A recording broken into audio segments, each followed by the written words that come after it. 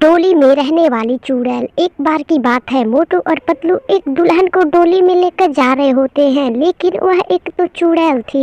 एक बार की बात है, एक बहुत ही अच्छे से बारात जा रही होती है। तभी मोटू और पतलू को उस बारात में शामिल होने का मन कर देता है। फिर उसके बाद मोटू और पतलू वहाँ पर समोसे और मिठाइयाँ खाने के लिए चले जाते हैं।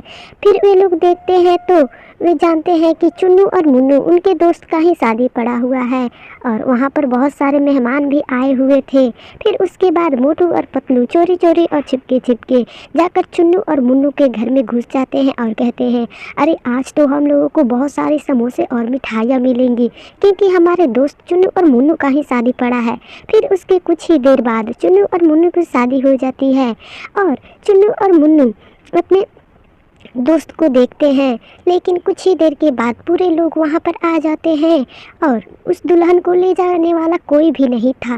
इसलिए उसके घर वाले मोटू और पतलू से कहने लगते हैं, अरे मोटू और पतलू, अरे दुल्हन को ले जाकर तुम ही लोग इसके ससुराल छोड़ दो।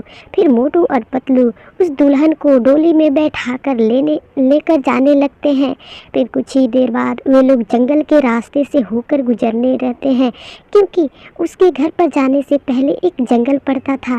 फिर मोटू और पतलू बहुत ज़्यादा थक गए थे, इसलिए वे लोग डोली को जंगल में रख देते हैं और कहते हैं, चलो कुछ ही देर विश्राम कर लेते हैं।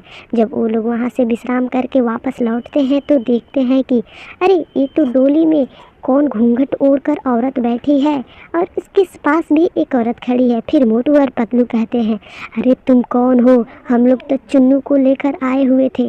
तभी वह चुड़ैल अपने रूप में आ जाती है। मोटू और पतलू उस चुड़ैल को देखकर बहुत ज़्यादा घबरा जाते हैं और कहते हैं, अरे तुम कौन हो? तब मोटू और पतलू से वह चुड़ैल कहती है, मैं डोली में रहने